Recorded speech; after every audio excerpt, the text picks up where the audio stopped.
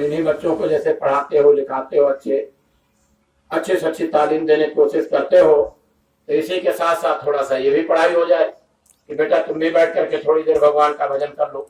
चलो भाई घर में प्रार्थना होने जा रही, आ जाओ बच्चों तुम भी बैठो, दे दिया किताब को, लो बच्चों इसको पढ़ो। वो आगे पढ़ते रहे, आप पीछे से दोहराते रहो, धीरे धीरे उनके अंदर भी लगन लग जाएगी। और बैठ करके घर में शाम के समय सब लोग एक बार जरूर सुमिरन ध्यान भजन यानी प्रार्थना और उसके बाद सुमिरन ध्यान भजन किया करो।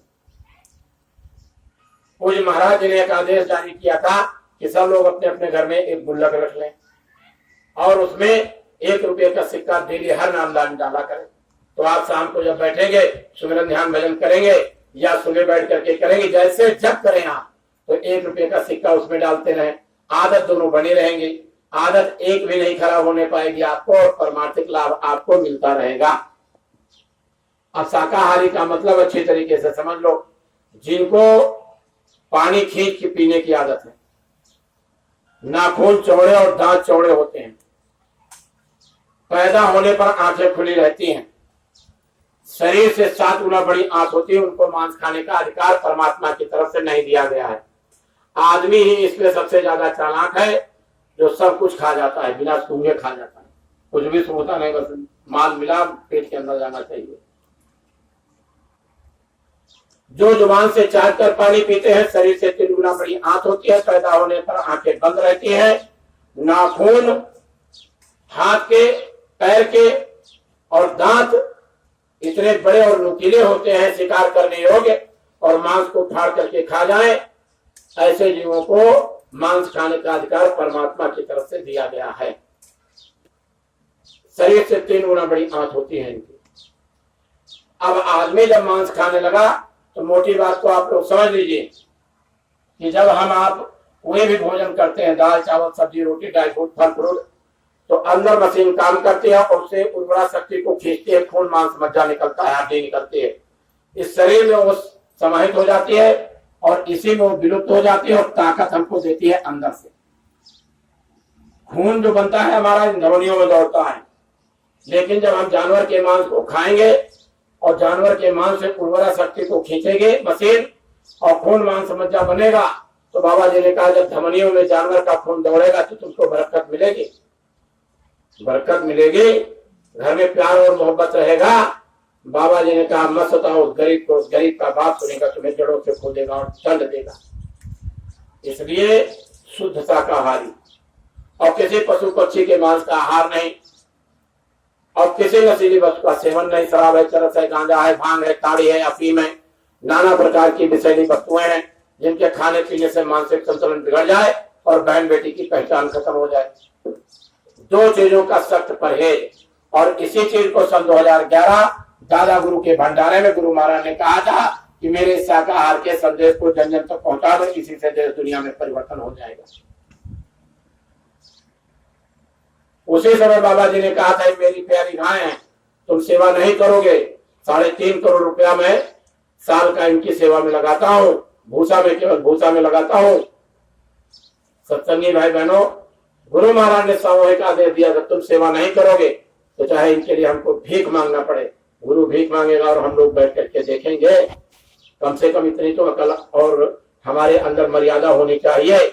इसलिए शाकाहार का प्रचार, किसी नशीली वस्तु का सेवन नहीं। वर्तमान समय में देखिए पूज्य महाराज जी मथुरा आश्रम पर रुके हुए, मथुरा आश्रम पर है और मथुरा आश्रम पर रह करके भूसा खरीद रहे हैं गौशाला के लिए। अपने आश्रम पर गौशाला ही नहीं है, गौवंश रहता है, नंदीशाला उधर मजार है, वहां पर रहते हैं। इन सब के लिए चारा खरीद करके रखने का समय है, नहीं बाद में बड़ा महंगा हो जाता है।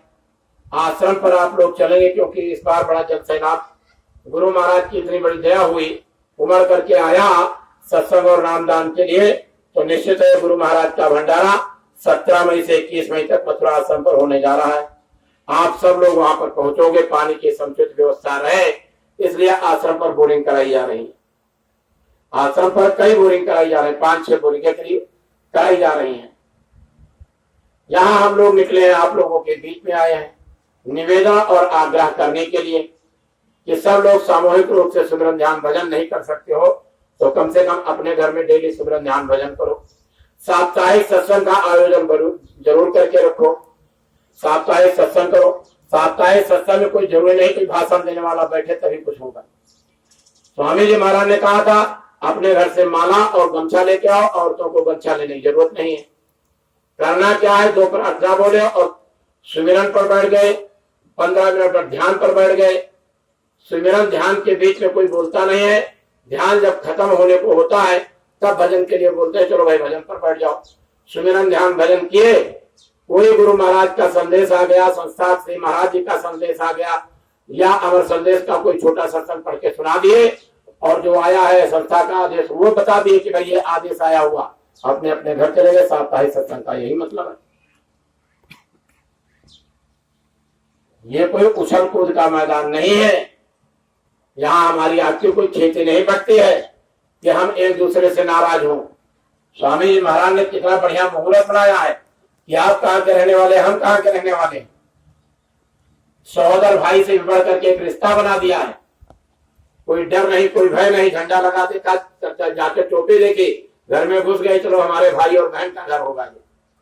चले आए, बैठ गए, एक थाली में बैठ करके भोजन कर लेते हैं कि चलो एक छत के नीचे सब बैठ करके भोजन कर लेते हैं। स्वामी जी महाराज ने रिश्ता बनाया, लेकिन स्वामी जी महाराज को अगर हम लोग बीच से निकाल करके किनारे खड़े कर देंगे तो क्या हमारा आपका ये रिश्ता कायम रहेगा? नहीं रह सकता है। इसलिए ध्यान से बात को सुनो। कोई प्रॉपर्टी हमारी नहीं बच रही है। हम सब लोग मिलजुल करके गुरु महाराज के मिशन को आगे बढ़ाएं, गुरु महाराज के संदेश को आगे बढ़ाएं।